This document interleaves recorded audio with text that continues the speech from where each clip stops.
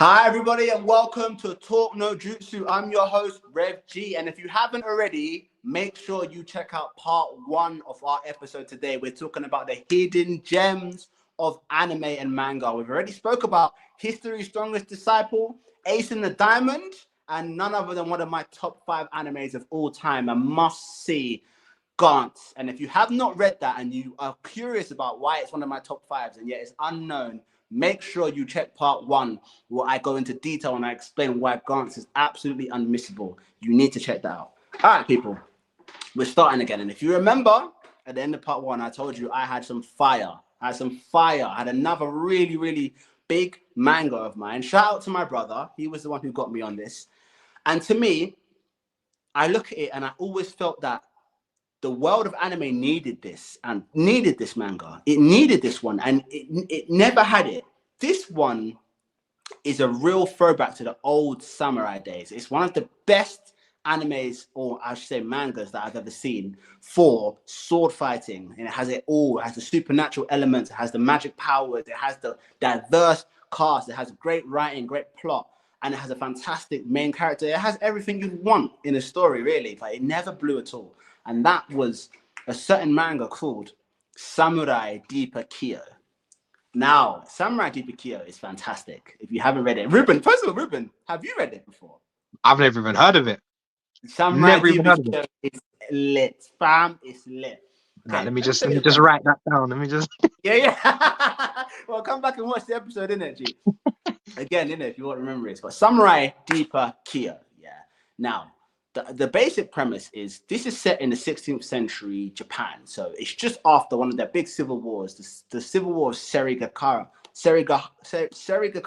It's hard to pronounce, but they've had a big civil war and you're involved in this world that's a war-torn place. It's trying to heal from this kind of place that's just had a lot of war and a lot of anguish. It's a time of samurai. It's a time of ninjas. It's a time where a man's ability with his sword and his weapons is his pride, and it's also mean to him to survive right now. It's not a very comfortable world. I won't say it's as gritty as a Gantz, but it's definitely got gritty elements in it as well. There's no doubt about it.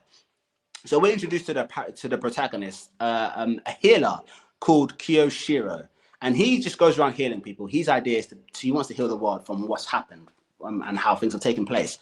But whenever Kiyoshiro is pushed to the very limits, you learn a deep, dark secret about him from even the first episode. And that is, inside him, he has the spirit of none other than Deep Kyo, a very savage, legendary samurai who did dirt during that war, whose spirit is trapped inside of him and has deeper red eyes. The demon-eyed Kyo, basically. That's his name.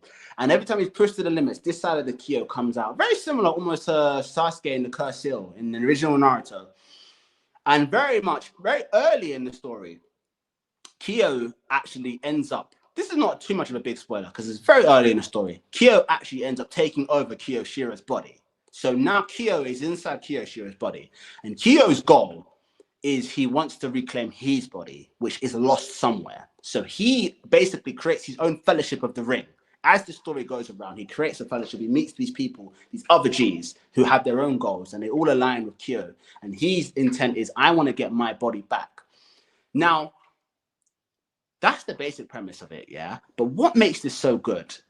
Because I'm even jumping a bit to the pros, but I have to jump to a pro right now because it makes so much sense to talk about it. But one of the main things that makes this anime so good is the writing is so well done in terms of the mystery, because it starts off with who is Kyo, then it goes on to, oh, Kyo wants his body. Okay, so where is his body? And then it starts off as why. Eventually you realize, why does Kyo want his body? And then you realize Kyo has intent for his body. There's things he wants to do. There's actually certain things that have to happen. And slowly, piece by piece, you're getting this information as to who Kyo is. And then slowly, and I'm really not trying to spoil it because it's so well written, but slowly you start realizing there's a reason why Kyo is inside Kiyoshiro. That didn't just happen by accident. And you're starting to learn more about Kiyoshiro, and you're like, oh, wow. And this is even happening while you're not seeing Kiyoshiro as much because he's obviously now trapped. Kyo is the one in his body. And you're learning more about Kyo himself and Kiyoshiro, and you get this story about rivalry and legacy and identity and And literally, it's this beautiful story. It's fantastically well written. And every arc, this is something One Piece does very well, but they do it too, really good, is that there's a short-term story and a long-term story. So for you have a question, there's a question that needs to be answered. So like, for instance, I'll give you an example of Kyo wanting his body. So in that arc, he'll be like, I'm going to this place because this guy is going to tell me where my body is. So that's the mystery. You're going through the arc. And within that arc, there will come a point, usually it's right at the third act, just as the third act begins, where a completely different mystery pops up and you're like, oh my god. So then by the time that arc ends and you find out and that guy goes, oh, Kyo, your body's over there, you don't even care anymore. You're like, I want to know what this mystery is. And then that mystery becomes the main plot for the next arc. And then there's another mystery at the end of that third arc and you're like, I don't even care about that. What the hell was this? And there's this one moment, I'm not going to spoil, I cannot spoil it, even though I really want you guys to this sounds lit. I'm going to read this. Samurai Deep Kyo. I really do not want to spoil it. I really don't want to spoil it because I can remember this so clearly when there was a certain moment in an arc where they go to the forest. They go to a forest arc and it's a very important arc because Kyo is trying to find something that felt so important at that time. Yeah. And there's this moment where all else fails and a certain something happens. A certain somebody appears and it completely changes the very fabric of everything you thought was happening. You're like, what the fuck? I remember I grabbed my laptop and I just threw it, fam. I threw it and I filmed myself, like, I just threw it because I was like, this changes everything. And by the time I got what the mystery was, the original mystery was in that forest, I didn't give a shit. I wanted to know what that was about. I was like, no, I can't spoil it. I cannot spoil it. I can't spoil it. But something happens, a certain person comes, certain thing happens, and you're like, this changes everything. But then at the same time, you're like, this makes complete sense. And you start realizing that this is a story that's been planned from the beginning. And the guy who's the author of this knows exactly where he's going with all of these people.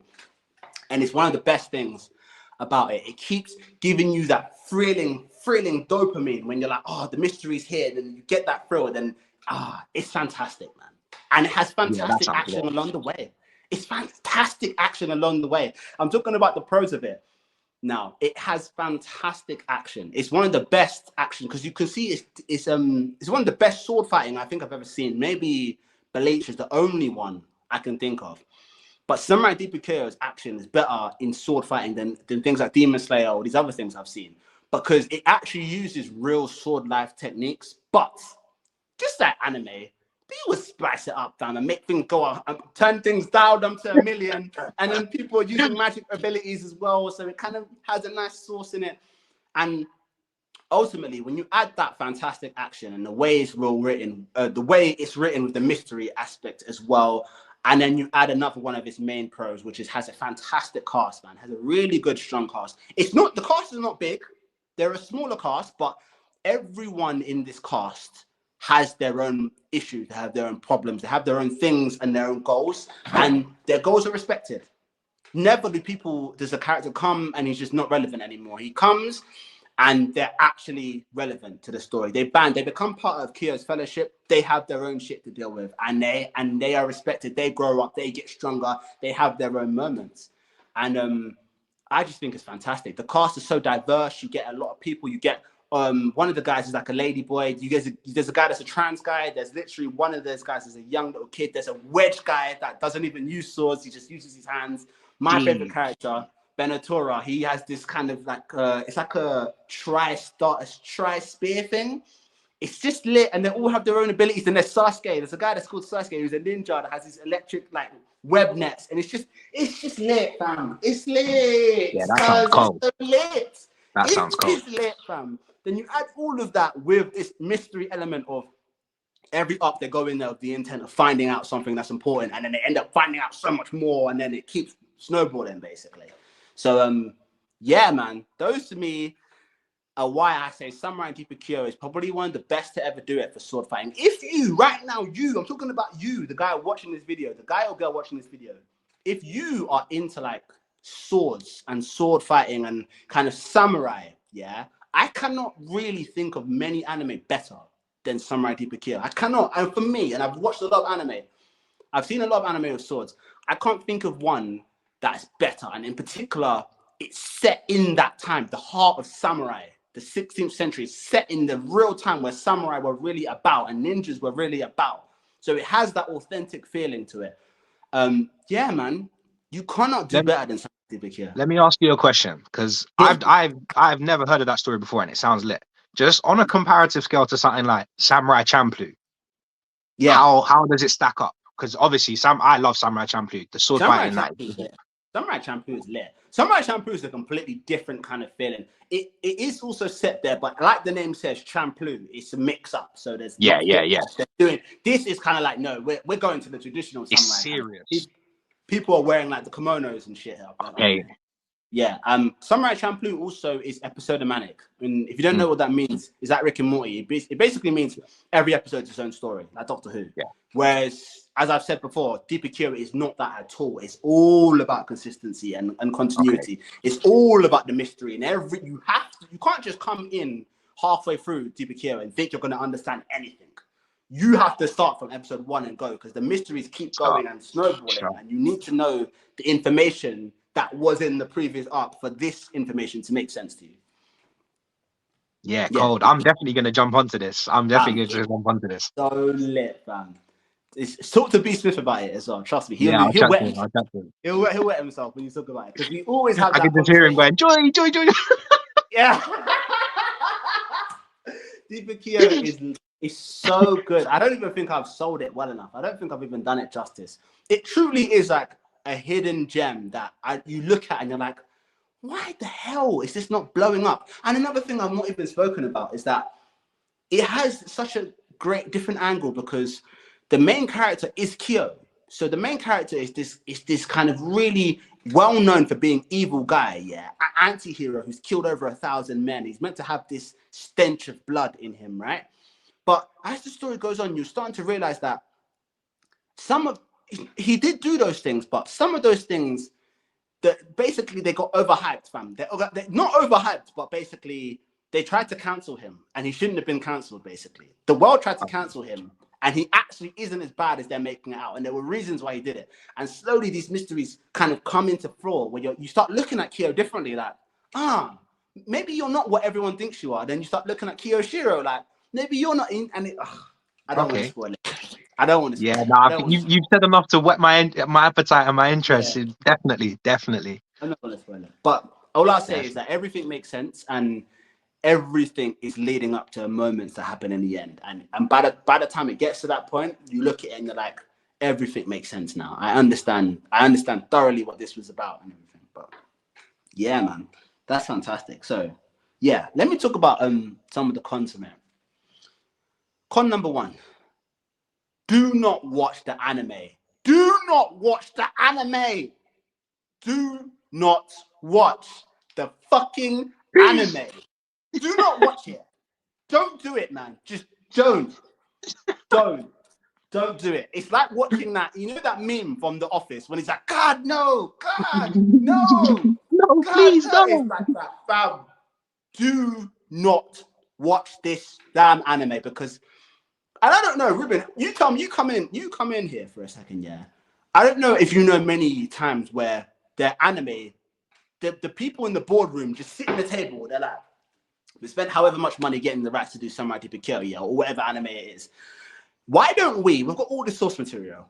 Why don't we just do whatever the fuck we want? Like, burn all of the source material. Let's just burn it. Let's just do whatever the fuck we want. So not even just because of a bad animation point. They literally just go off. What? So not even because of a bad animation, they just do their own story. They do their own thing. Bam. They do their own story. It's set in high school. I just told you, this is 16th century. This is after the Battle of Sekigahara. This is man wearing kimonos. This is ninjas. It's set in high school. Nah, they're mocking it. They're mocking it. They're mocking it. Surely there's a lawsuit in that. Just do your own thing, cuz. Just do your, and then nobody hates. Nobody will hate on you. Just do your own thing, cuz. That's incredible. Fam, do not watch that anime, please. Please, viewers, please. For your own safety, please.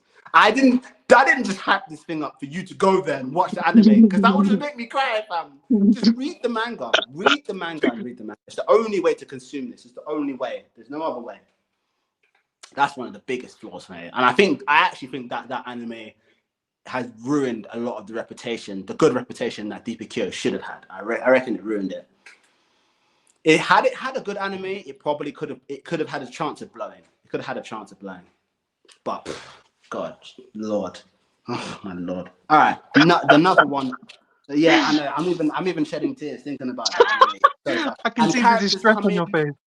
And characters come in at random times that they're not supposed to be there. Like a character comes in and you're like, you're not even supposed to be here until 2 arcs later on. Like, what are you doing here? And it's in high school.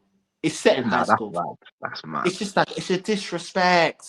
It's a disrespect, fam. It's just a disrespect, fam. Anyway, yeah. One of the actual negative things about the actual story that I would say is that what I didn't like as much is that in every fight, there is someone narrating. And like, not the narrator, like someone will just be sitting there watching that fight, explaining what's going on.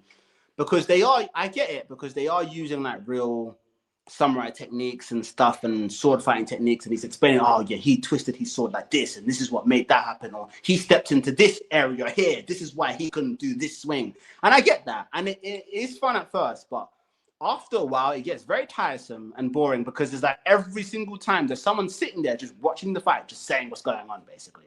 And and sometimes to me, it takes away the panic of it, the situation. I was just talking about, and make sure you go to my first episode and part 1 of this episode, and check out the conversation we had about Gantz. But just in relation, Gantz, it has this panic feeling, this horror feeling when there's action, this feeling where you feel at the edge of your seat, your palms are sweating because it just feels real. That can take me out when there's someone just sitting there who could really easily just back the beef, jump in and back the beef, just sits there and narrates it and goes, yeah, that was a good move. He did this twist there. And, you know, it's not the end of the world, but it does get a bit annoying after a while. Yeah. Okay. No, fair. Yeah, you definitely made me interested in that one still. Samurai Deep Kyo. I'm gonna have to check that. Samurai Deep Kyo. So Samurai Deep Kyo for me, why did it not blow? Yeah, the anime, I think the anime really did it dirty. They really did it dirty. And I think maybe because Kyo himself, he is not your shonen protagonist. He's essentially supposed to be like supposedly the villain in it. And is very much an anti-hero. I think those things kind of leaned against it. So just before we move on, if Samurai Deep Kyo was a hip-hop album, what would it be? For me, if Samurai Deep Kyo was a hip-hop album, it probably would be the Carter 2. The Carter 2, like, before the Carter 3 comes and makes Wayne into a superstar, like the Carter 2, many Lil Wayne fans consider to be like one of his best, if not his best, where basically he just kind of showed the world what he can do, basically, and that he's one of the elites and that he should be the one at the top of the throne. He has the hunger, he has the bars, but it's not as well recognized as it should be. And I feel like that too. I also feel like in the Carter 2, that was when Wayne was seeing a huge gap in the market and saying, I'm here to fill that, basically, because obviously a lot of the legends had bowed out, like Eminem and stuff had bowed out at that period. I feel like Deep Kyo should have had its version of the Carter 3, basically, and had something that made it blow, but it didn't kind of have that. It was there. There's a gap in the market in anime and manga for Deep Kyo, like a proper kind of samurai story with a bit of like supernatural stuff. Yeah, but yeah, for me, it's the Carter 2. I just feel like didn't get recognition it deserved. Yeah, man, and just it's a bit sad, man. It's a bit sad. Hidden gem though for you, man. Hidden gem. Nah, that sounds good. I've said it a couple of times, but I'm really interested in this one still. Yeah, I did it. Really, I sold it well. Yeah. You sold it to me. Well done, man. No worries, man. No worries. Now, everyone else, that's here. Make sure you guys leave a comment in the section below. Give us a like as well. Let us know, what are your stories? What are your anime hidden gems that didn't blow for whatever reason, man? Do you agree with us? Do you not? Let us know. And also let us know which hip-hop albums you think should have blown and didn't blow. Go down there to the comment section while I'm speaking. And while you're there, you might as well hit the subscribe button. You know, it's shiny and red. Why not? All right, Rubik's Cube. Maggie, it's your turn now. Hit me with So some fire up in here. You're third. You're last. so my third and last, it's a little Hit me with. nostalgia one for me because it was one of the first few that I watched. It's not as gritty or as deep story wise as Gantz and Samurai Deep Kyo. Not definitely not. But Mm, it's more light-hearted, a lot more shonen. mm. I've gone for Air Gear, fam. Do you know about Air Gear? Oh, jeez. Okay, yeah, I Yeah, heard that was like one of the retro animes old back school, when fam. anime was So like. like, no, it's You've not. It's actually not read that? super old school. It's not super old school. It's not super old It's school, like but it's early old two school. thousands. Early 2000s. So it's retro now. Like, I mean, Yeah. we're not kids no more, fam. We're not- No, but I remember it being retro even when we was watching it. I remember Air Gear being like retro when It's even when old school. Naruto No. was breaking. Yeah. Yeah. Well, I suppose that is old school now, isn't it? That is. No. But even then, even back when Naruto was breaking through and we was watching Naruto in what, like the 2007s, I remember Yeah. Air Gear being like an older G to that. Yeah, it was. It was like I think early 2000s, not like Yeah. 2001, 2002. So it's old Air Gear. school. It's So old school. Air But Gear, for me, I don't even, you I know love what, the. I know it. I know it very well, but I have no clue even what the premise is. So what is the So premise?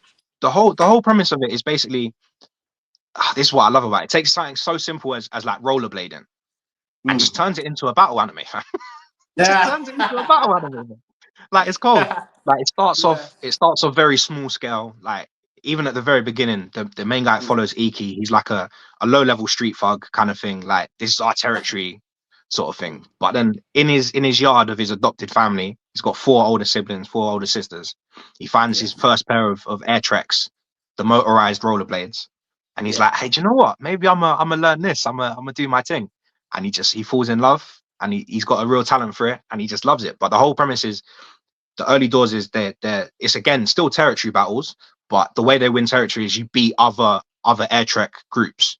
Like it will be either a race or do you know what I mean, first to get to do a good trick or something, or even a long jump in one of the later episodes.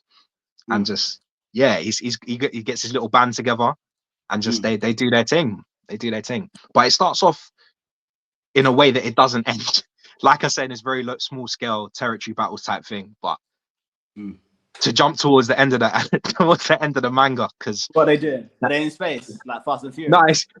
They might as well be. Fam, at one point, President Obama gets involved. He body What? swaps with some. He body swaps with some young Obama's an girl. idiot. Like, yeah,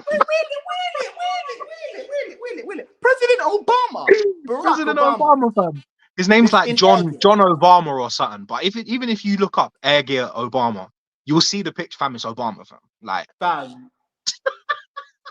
it goes so just away from its roots, which partly that's one of my cons, which I'll kind of get into because I like the small scale side of it. Do you know what I mean? I like the we're doing tricks to win battles, we're doing races to win battles. It gets to a point where it is just a full blown battle anime. They're doing like air slices and do you know what I mean, Yeah. fighting each other. Like it changes. It's nice. It's a nice change up, but nice. It's real enjoyable, man. It's real enjoyable. It's a Air Gear. proper I know Air Gear nostalgic one very for well. me. That name is very familiar with me, but I've never even felt the need to watch it. Never even felt like the urge to watch it. But I'm It's not hearing one that if you're looking for a new grand story, it's not one for that. If you want a new Yeah. light-hearted kind of thing, like there's a lot of shit jokes, and I don't mean bad jokes, I mean literal poo jokes. Like there's a couple of panels where everybody's looking at the main character Iki and his face is all serious, and then it will cut to another panel and it will show what's going on inside his head and he's panicking, fam, and he's like, I need to take a shit. Like this is mad. Like it's proper light-hearted, but yeah, no, it's calm, and it's definitely got one of the best, one of my favorite openings of an anime ever. Yeah, really. it really has. But what I love the most about it is the style. Like it's very early 2000s, like the clothes they're kind of wearing, and this is what makes the manga so good because the anime is cool, the animation's all right, but again, it's not new. Do you know what I mean? But the manga, the drawings, the way the author expresses the emotions on characters and emotes them, like it's fantastic. And just the way he pops the style, like the cover arts for each chapter, like you've got things like characters are wearing Jordan 1s and just these wavy bomber jackets and it's cold. It's just, it's real nice, man. That's it. It's That's real nice. actually. Do you think that if Air Gear had come out now with like say Mappa did Air Gear, or Madhouse did Air Gear and did the animation crazy, do you think it would be like blowing? I'm not too sure because it's very, very early 2000s. Like it's got that. Did you ever play Jet Set Radio back in the day? No. It's very similar style. Like Mm.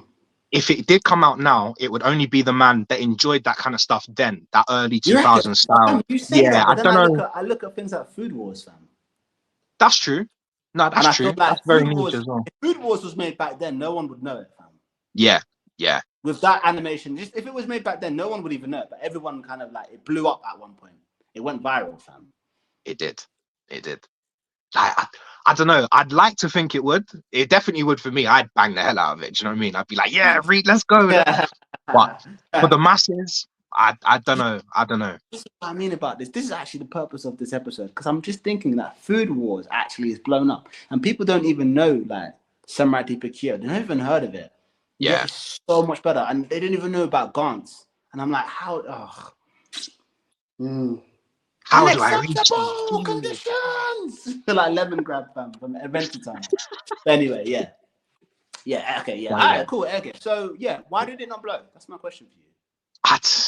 I don't know, man. I think because it was so.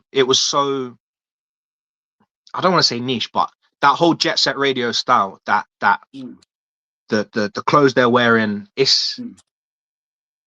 Do you know what? Maybe it would blow now. There's a lot more people that are playing games like Tony Hawk's Pro Skater and stuff, and maybe it would. I like to think it would.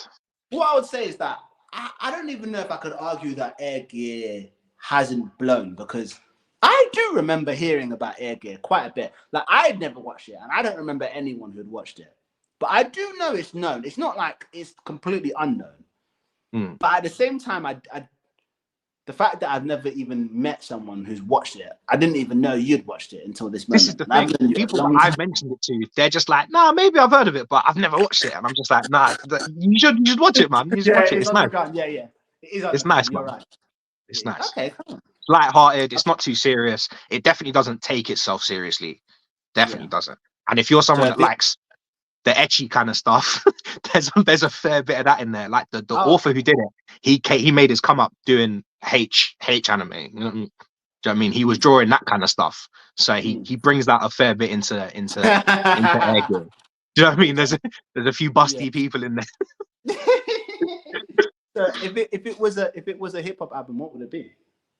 See, I was thinking something early, maybe College Dropout. College Dropout? Yeah. No. That early kind of style. College Dropout is not underground. For two, College Dropout is basically a classic. It's actually just a classic. College Dropout is like Naruto's first arc. Or no, College Dropout is actually like One Piece's first arc, I would say. Okay. So what would you think? Just going off what I've described, what kind of album would you think? Perfect. Sorry? Just going off what I've described, what kind of album would you pick for it? Something light-hearted, something a bit fun. Maybe something like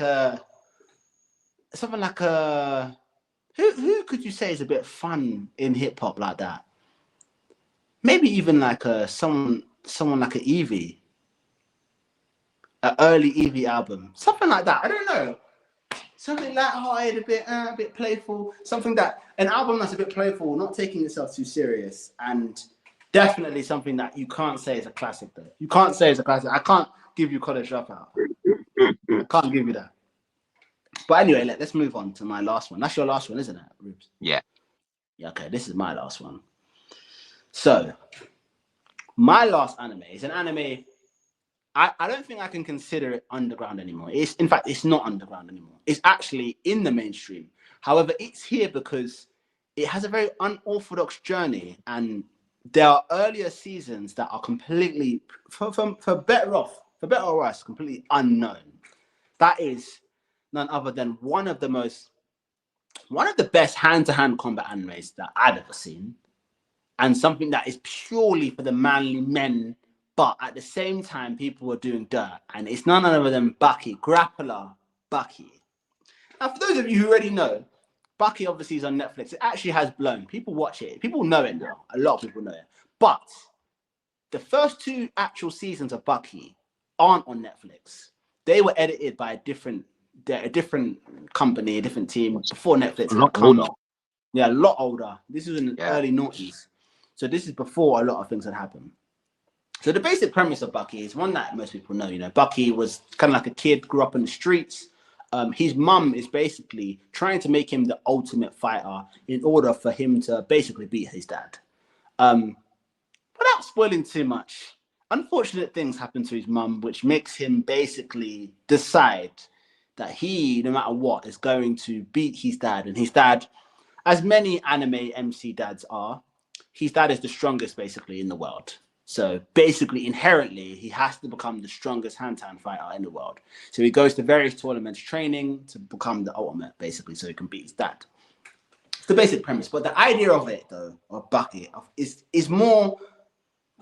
It's more like Saiyan pride. And I say Saiyan pride because Dragon Ball Z is kind of similar to this as well. But like, it's the pride of a warrior, the pride of a man, basically. It's the idea that every boy has always dreamt, at least for once, that he wants to be the strongest ever. What would it be to be the strongest? And these are just the people who never stop dreaming, basically. And they have their pride as warriors. And they fight, basically, with that pride to see who the best is, basically. And that basically... pretty much for me sums up, as far as I can tell, the writing and the emotional journey of Bucky in that sense. And that comes to one of its cons for me, basically. And I'll say that con now, is that it is very much two-dimensional. Like, it is 2D. It is very 2D in the sense that it's not too much depth to a lot of the characters, or even a lot of the characters why they're doing what they're doing. And that can be bad, but fam, it just gives you what you want, though. It gives you what you the want. action you need, doesn't it? We're not here. We're not here for that depth. We're here to see manly men beat the shit out of each other, fam. And we're here. We get what we want. That's why I can't even be mad, cuz. And I'm even one of those guys that's into like writing. But I look at it and I'm like, my needs are fulfilled when I watch Bucky. My needs are fulfilled, fam. I'm here to see like manly men fight, fam. And I'm seeing it, and it's fantastic, cuz. It's fantastic. So yeah. That's definitely a pro. And I don't even know what magic trick they have that's making that happen, but they have it. Yeah, it has one like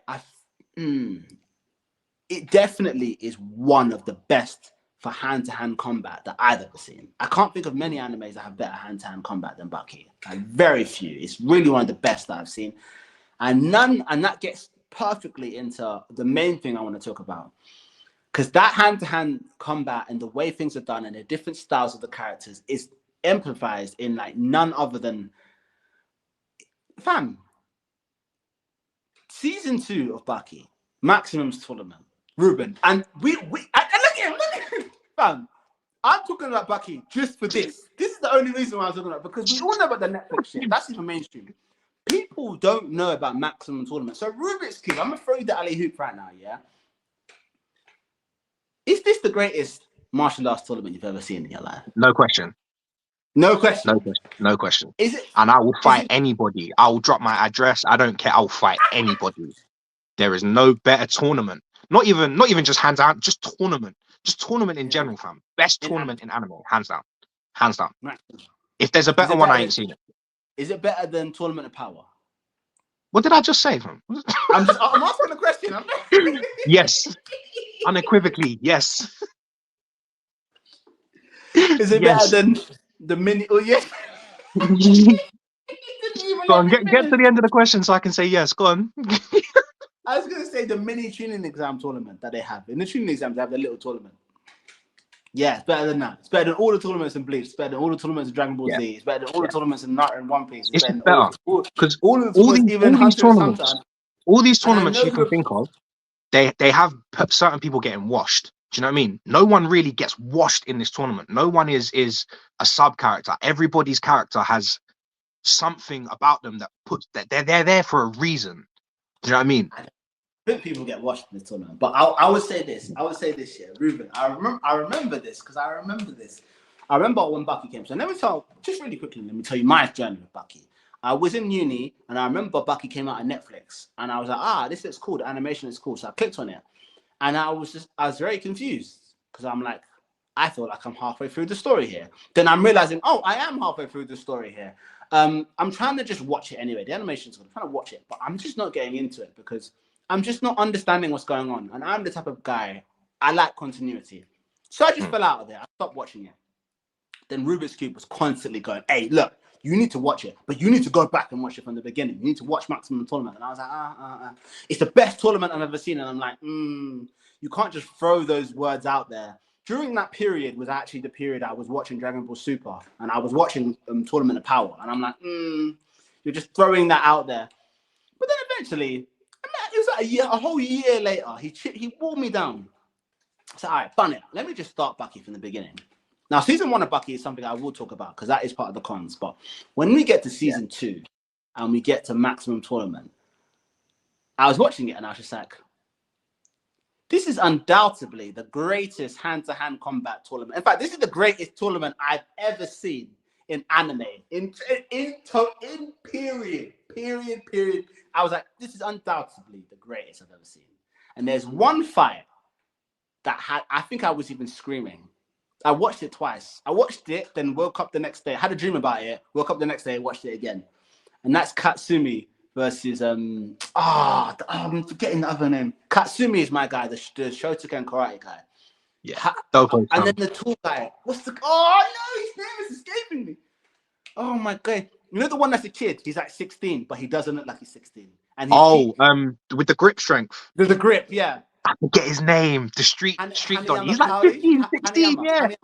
Hanayama.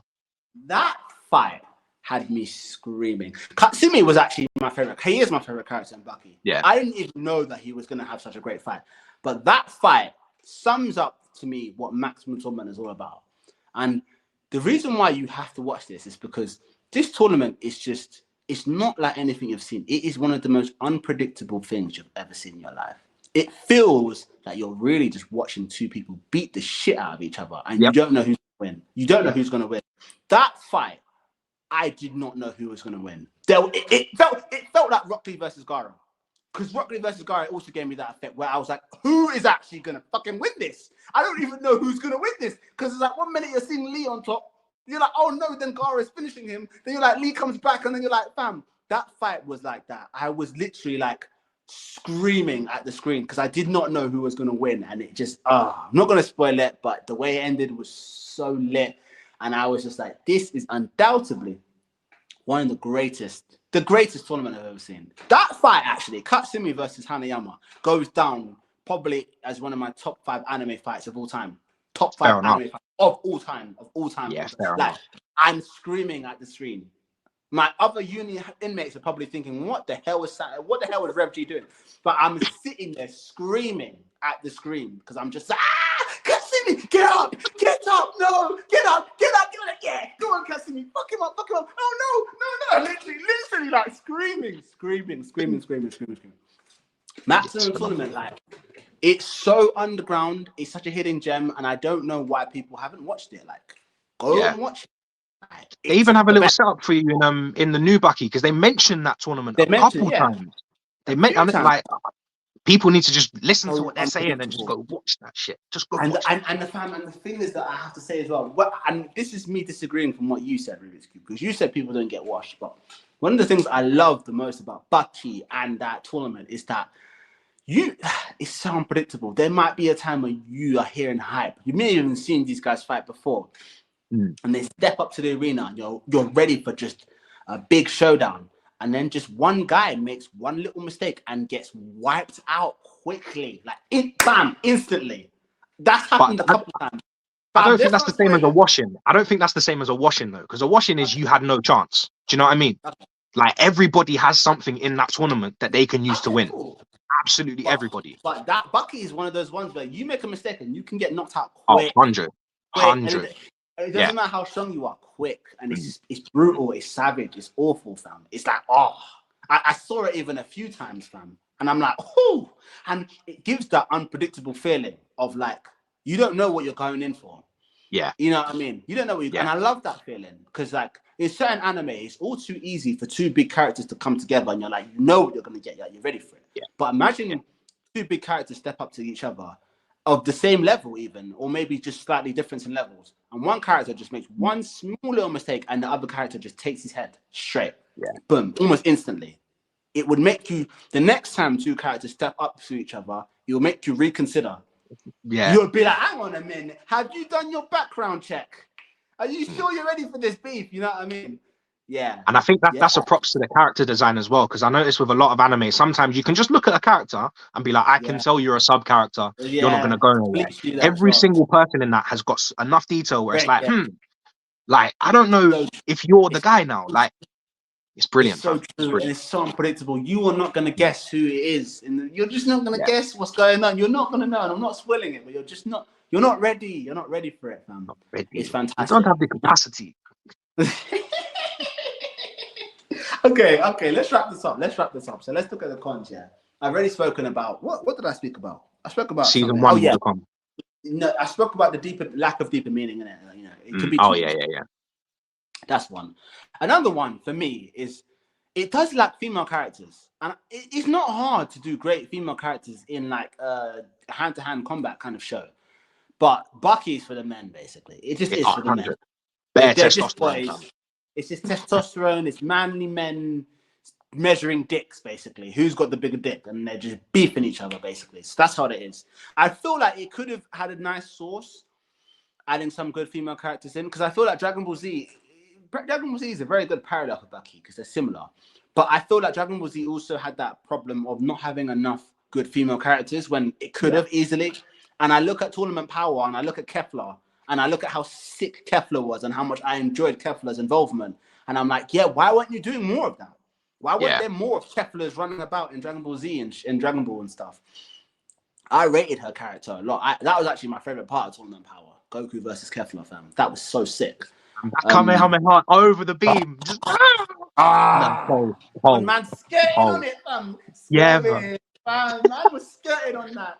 Jeez, and she was like, shut up, fam. Nah. Ultra Instinct. Semi-Ultra Instinct Goku versus Kefla. I can watch that on repeat, guys, all day. That's like a lullaby to me, fam. I could watch that before bed every day, fam. That was lit. But yeah, okay. So what's up next? What is actually up next? Oh yeah, okay. So we've got female characters, deep meaning. Season one. Season 1 is like it is a deterrent. It's a very hard deterrent because it's a very hard season to go through, especially if you're watching the anime. It's slow. The animation is very bad. It's a lot to go through. It's not even bad, but it's like it has its moments. It has its moments, but they're so few and far between. You need to really be able to stick that one out. It's not long. That's the good thing. It's only about 10 episodes. It's not long before it gets good. I would say Bucky gets really good from when he fights his dad.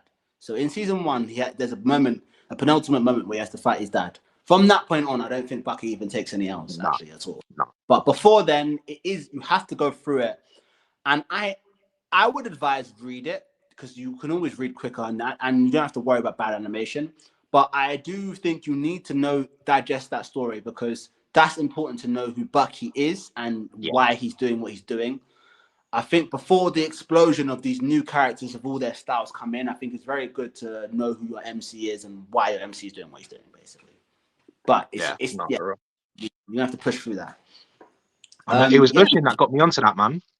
Oh, what, Bucky? Man, like Ushin, years ago. Because he used to just give me, like, when we was at secondary school, he used to give me DVDs that he downloaded anime and be like, yeah, check this. Jeez. So he gave me a couple things. That was one of them. So let me ask you this, why do you think people don't talk about Maximum Tournament, Rubis? Why do you think people don't talk about Maximum Tournament? Why do you think they don't talk about it? Because like you said, the new Bucky is not underground anymore. Like, it's mainstream. No. It's got viewership on Netflix. People know. So most people I talk to about that, they've never seen it. They just watch it from the Netflix part. I don't know. I think if you're a fan of Bucky and you're a real anime fan, you will know about Maximum Tournament. You will. Because you'll have heard, like what you did, you'll have heard mentions of things and feel like you're not involved in the story correctly and go back and actually do it. Like, that's what I'm saying. I'm like, to you, man, I don't even know how you, man, are even understanding what's going on. Yeah, for real. I think because it is so, as you like to call it, sparky, boom, boom. I think a lot of people just accept it for that.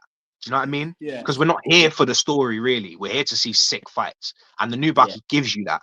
But if you want the sickest fights, go to season 2, fam. Look at him go close to the camera. But he's so true, fam. What Katsumi versus Hanayama, top 5 fight in all time anime. And there's even other really good fights as well. Dr. Orochi, some really good fights as well against the judo. Yeah, he has some really good fights as well. There's a lot of top ones, but I just look at that one and I just think that is the cherry. That is the actual beautiful cherry. That is like fantastic fight. I'd love for that to get reanimated. That would be phenomenal. That tournament reanimated would be phenomenal, fam. They did that, man. They actually did that. But for me, a big reason for why I think it's a bit disjointed. And Netflix is such a like dominant force in the world. It's kind of like people they make it so easy to digest because you just click on Bucky and it's all there. So people don't want to go and do the work of going back and go to the old streams, streaming it like the way we used to, fam. Like back like in the pirates, the old pirate, the old pirate days. Yeah, cause like the pirates, One Piece is real, but it's a bit of work basically. They have to do work, and I think Netflix have made it so easy for you to not do work, so people just can't be bothered and they just don't ever watch Maximum Tournament. That's why I think that it's not blown, but it should blow. So yeah, for me, just to conclude, if Bucky or even Maximum Tournament was a hip hop anime, what would it be? What do you think? Was a hip hop anime? What would you think? What album would I say? See, I don't know. I think we went slightly different in terms of our picks, innit? I don't know if you went for sound. What was you going for? Sound. I went more for sound. Does play a part, but more theme as well. Theme of the hip hop album it also goes with it as well. It's gonna have to be something punchy for sure. Something punchy. For me, it has to be DMX. It has to be X. Yeah, it has to be X. Fair enough. I would say I'll go with one of his old ones, like Hell is Hot. Hell is Hot. Like it's dark out here and hell is hot. I think a mixtape, an album like that, I think sums it up because DMX is such a proper alpha male, manly man, crowding kind of punchy, talking about survival and his time in the streets. And Bucky's all about the streets. It's all about the streets because they're grapplers, fam. These men use weapons. It's like there's no rules, fam. Literally no rules out here. They're on the streets. It's grimy and it's kind of like gritty. And I would say I'd say DMX. Definitely something to do with DMX. Maybe Hell is Hot. That's what I'm saying. Fair. And is that us? Is that us? Yeah. Boy. That is us. We might have to go again. We might have to go again at some point because there's still a few more. Especially after you started talking about Gantz and Deep Kyo. I went more just kind of like nostalgia, kind of. Do you know what I mean, light-hearted stuff? But I think I could dig up. I could dig up a couple serious ones for you still. You want a part 3, fam? You want a part? Might have to do it. Nah, that's so good, man. All right, everybody. All right, everyone. Make sure you guys hit a like and subscribe in the comment section below. Leave a comment and let us know what hip hop albums didn't blow that you think should have blown, and what animes have you guys been watching that nobody knows, your friends don't know them, and it should blow, but it hasn't blown yet. Now, if you like this content and you're still here, make sure that you guys go and check out our previous content. We have some on Hunter x Hunter Season 1. The Hunter Exams is a fantastic episode. It's also the first episode we ever did, actually. Bit of nostalgia. You get to see me. If you want to see me with my dreaded hair before I cut it off, make sure you go and you check that out. Hunter x Hunter. We talk about the Hunter Exams. Fantastic episode with me, Ruben, and Mo. All right, everybody, man. That's it for today, man. I'm Rev G. See you all next week.